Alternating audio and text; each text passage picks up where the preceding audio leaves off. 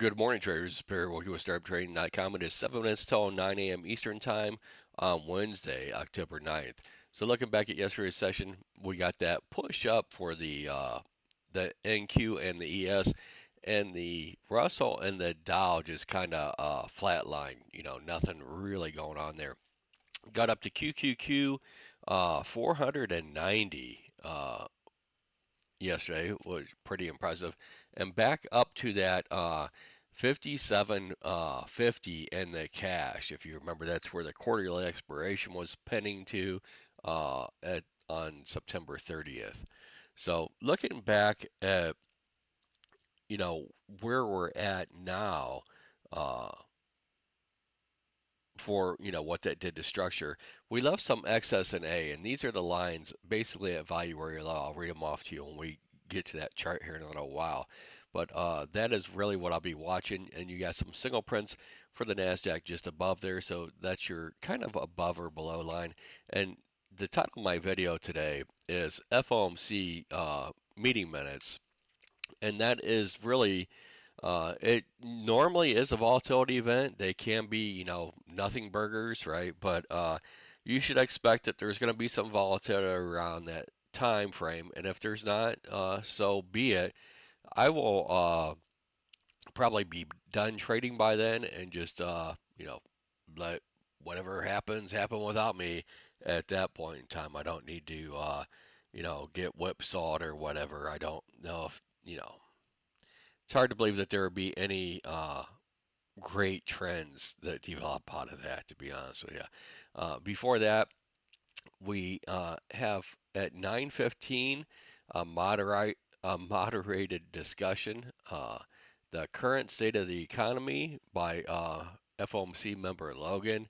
That could, be interesting, but we'll see. And again, the rest of these speeches last night, and I don't know how to handicap there. There was a speech by Philip Jefferson, vice chair, talking about the discount window from 1913 to 2000, and then they're going to pick that back up today, I guess, with a little bit of a recap because it's going to start at 1990 and then go to present with the discount window. And that I really don't know how to handicap that speech, so I might be me done at that point in time too. Could be nothing. It could be something. A lot of people get their panties in a bunch over what the Fed's doing with the discount window all the time, and they normally don't discuss these in these type of venues, right? This isn't usually. So I don't know, why they felt the need to do this. And maybe it was just an off topic that they decided to do at this luncheon in Charlotte, North Carolina. Who knows? But I really don't want it to, you know, screw around and find out.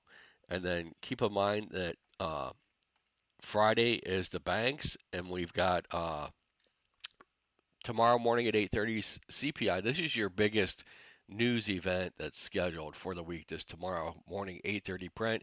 And we could easily have a gap of over 300 points from wherever we close tonight, tomorrow morning for the opening bell, based on how this goes. Uh, so nothing to be taken lightly tomorrow morning. Looking at where we are, you can see that we just you know basically back to the top of the range. The overnight session has been coiled up inside the top of that range. Nothing really to see there. And then we're marginally holding right around that you know 270 area. Keep in mind probably right around 325 is where 90 is. Uh, right now the Qs are trading 488.77, so about 50 points above where we're at. Uh, you know, 320 maybe would be right where the QQQ 490 is, and that's that lid that's here on the Nasdaq. Uh, Looking at the ES, just same thing. So after going back and forth a little bit overnight, we're fairly unchanged at this point in time. Uh, 20 and a half points for the ES, and you've got, let me look over here. Yeah, a 20 and a half point range for the ES. You've got basically a 101 point range for the NASDAQ, 133 for the Dow, and 15.1 for the Russell are the ranges in the overnight session. We're in the upper end of all of those ranges currently, and looking, we're right at value area high for the NASDAQ and the ES. Did get a little bit of pullback. So that level that I'll be watching, and again, this is before 2 o'clock, after 2 o'clock. Once 2 o'clock prints, all bets are off. But before then, for sure, 20,155 is a level for the NQ, and right at 57.73 for the ES. There's your marker. Uh, if holding traction, you could get a look below. Normally, what would happen is you would come down here. Uh, you would find immediate buyers because there were traders that were trapped yesterday, and you would cross over to the side. That would all happen within a 35-minute period, and you would get no follow through. If you stay down under this for more than 45 minutes, you should end up filling these single prints, and we'll just have to see.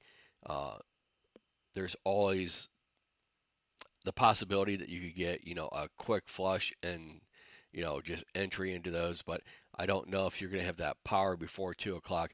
Once 2 o'clock prints, you could pretty much probably print from 2025 all the way up to I'm sorry, 20,000 25 up to 20,400. Anything in that range would be perfectly acceptable and on the table once we get those meeting minutes coming out. So I'm going to keep it simple today. Right now, we're right at value area high. I'm just going to be watching to see if this support holds or not. And then, to be honest with you, I'd rather take probably uh, the re-entry back longs. If you break down, I'd rather try to take some longs back above this. Uh, if it happens quickly, like I said, and if it doesn't, uh, you're still probably living on borrowed time unless you start making fills below these single prints. It's probably hands off for me because especially on the ES, there's just not enough distance under this low from yesterday. And like I said, unless you start getting fills below these single prints, I'm not interested in playing that zone. I'd rather play for the liquidation break and the pop back over. Once you're over it, get back in. For the NASDAQ, there's a little bit more wiggle room inside of there. You could, technically get stuck between these single prints, these two bands of single prints. That might be a playable range. Uh, so I'll be focused more on how the NASDAQ is at that point in time than anything else. For strength, however, getting above yesterday's high, you're looking at these signal prints up here for the NASDAQ at 20,383 to 20,405. And then you have a previous split distribution at 20,437. So those are, your, you know, do nothing, just bounce around within the same auction we've been in for, several weeks now. That's your, nothing going on. It would be hard pressed to imagine that you're going to get, a seriously trending day coming into the news tomorrow, but there's always potential. You get a squeeze that just sets up an even bigger move tomorrow morning, or a liquidation break, either way. But keep in mind, I won't be on the mic again before tomorrow morning. Do not be in anything. Right, make sure you're flat before that 8:30 print tomorrow morning.